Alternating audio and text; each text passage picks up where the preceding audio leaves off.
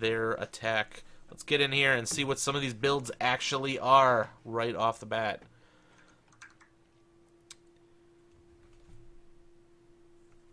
So once again, we are on Canyon Network. 2 lights, 2 mediums, 2 heavies, 2 assaults, as usual, on Conquest. And let's see, Shadowcat bringing 2 large pulse lasers, Griffin 2N bringing 1 flamer and 4 SRM6, a very nice And that build. flamer can be pretty useful in a brawl. Absolutely, that is definitely a fun Griffin 2N build. Very good meta build, and very useful in the 4v4 scouting matches too. I have fun with that. The Kodiak 3 though, dual Gauss, dual machine gun, 2 ER PPCs. Of course, those machine guns, they don't even bring ammo on those things, to be perfectly honest. Their entire purpose is to hike those Gauss up to those high shoulders, and it looks like that is exactly what they did. There's the Gauss and the Gauss, so that's very good hill peeker. Hopefully they do hill peeking and not, you know, asymmetrical round the corner peeking, because that is, you know, completely defeats the purpose. And we've seen that a few times during this tournament where people weren't using the strengths of the builds that they had. The other Kodiak, though, is bringing that dual, or the quad Ultra AC-10. So they have a very mixed deck. They got some Brawl, they got some long range, they got some DACA support, and it'll be interesting to see what they do. They sent their Arctic Cheetah immediately off to Kappa, so they are rolling an immediate 3-cap, and it's going to be on the Cadre to make a move here or start trading well at this point.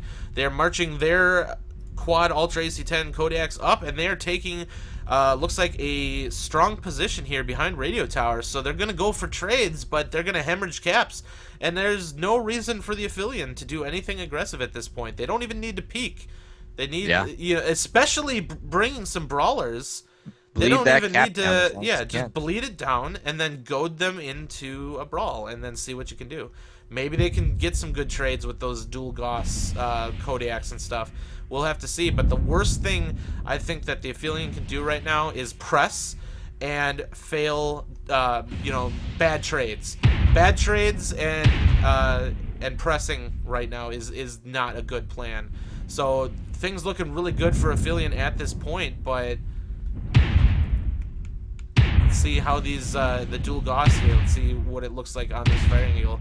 It's a very good peak point for him. Definitely using this. This actually works really well because those 2 PPCs are in that right arm.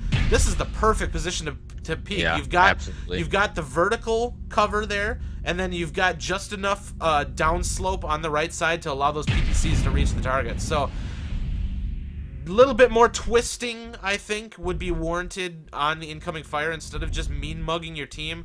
Get that little bit of a right twist to allow your profile to shrink a bit would be important. Now, they've conceded Kappa to the Cadre here, and so we're going to get back to a 2-2 cap, but the ticket's heavily in favor of Aphelion, and they have enough overwatch over Theta that the 2-2 is still good for them. So we'll have to see what they're going to do. Are they going to push Theta? Or, you know, like I said, the worst thing the Aphelion can do right now, I think, is push it. Now, they've got a sneaky bugger back here. The Arctic Cheetah backcapping Gamma. That's a great move. He can get out fast enough. Jemima, the team captain for the Cadre in the Kodiak, is taking a pounding on these trades. Already opened up CT.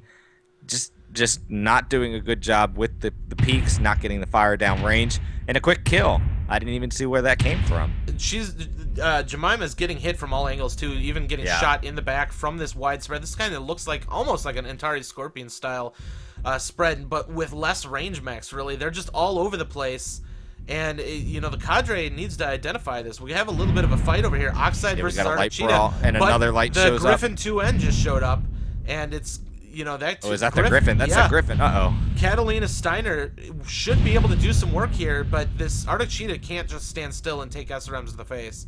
Yeah, this Oxide has to get out of here, though. They don't want to do a 2v1. Absolutely. So now we've got almost a 4-cap in favor of the Aphelion, and Cadre. And the other thing to point out here is the the Cadre has a Streak Stormcrow. That Streak Stormcrow needs to be helping its lights out. I can't believe that Streak Stormcrow isn't out there working with the lights. The Cadre is just getting completely decimated right now, and they lost another mech. They've missed the opportunity, I think, to make a press in one direction, and now it's just a slow bleed out. They're not winning these trades. The Aphelion is playing this very professionally, I feel. Doing an Absolutely. extremely good job just keeping the damage going downfield, punishing anybody that peeks like that. That is a bad peek for the 7 Jaguar to take, and he got punished for it. And they've got that Shadow Cat off on the left side, just getting that extra poke damage in with those 600-meter optimal large pulse lasers for the clans. And Very powerful weapon Cadre right now. is in a very sticky spot right now. This is not looking too good for them. And now this Ebon Jaguar is actually out on their own. Yeah, and he just ran away from the strike right back into more large pulse fire from that Shadow Cat, just slowly bleeding him out. Cadre has no choice, in my opinion, right now, but to charge. That's the only option they have. That's all they've got. But even still, they've and this taken Evan just so got much legged, and he's about to go damage. down. They've taken so much damage that they're not coming back from this at all. This one, I'm calling it right now. Aphelion playing it so well and so fresh right now that they just completely took the Cadre to school on this one. And Cap's in trading. Absolutely. That was like just so well played. Like, I think they got to be feeling really good about how that one went. Absolutely. Cadre needs to go back to the drawing board, and I think part of it comes down to the drop calling, the lack of urgency when they realized, if they realized, that they were failing in that position and needed to make a move. And a lot of that call, I think, needed to be identified just purely by watching what caps were being taken and where you were. Like, you should have been able to just look at the map and realize that it's time to go. And the other dangerous thing too is you got to make sure that when you're making the call, like if you're taking fire, calling where the enemy team is, if you take fire from one mech who's spread out a little wider, you got to make sure you call it as one mech and not the whole team. You don't want to give your drop caller the wrong information. You don't want to say that the enemy team is in a place where really it's only one mech, or if the entire team spreads around, all of a sudden to the drop caller, it sounds like there's nowhere to go, and that's not necessarily true. Absolutely. I do agree, though, that this Streak Stormcrow, they brought it for a reason, and then they didn't use it for the reason they brought it. Use it. For that anti-late capability. They could have potentially controlled Kappa throughout the entire match and at least given them an opening to try something else, or try to get some sort of map control. But essentially, the Arctic Cheetah just had a field. Given it's, they have two Arctic Cheetahs, and maybe the Streak Crow couldn't have gone through that much ECM, especially with the Shadow Cat there too, and the Griffin 2N. There's a lot of ECM. There's a lot. There's a lot of ECM on Aphelion. But that Streak Crow should be running a BAP.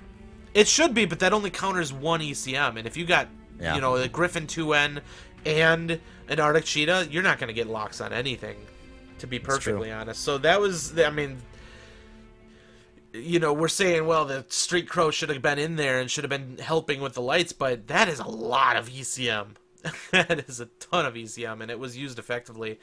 And it actually went to caps before even losing that last Oxide. But the Marauder essentially did nothing. The Arctic Cheetah did nothing. And the Hunchback did nothing. And even the Oxide barely scratched.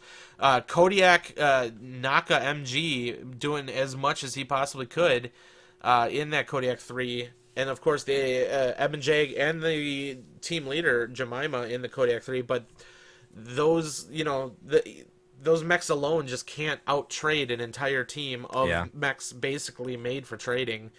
And well played, very clean win by the Aphelion.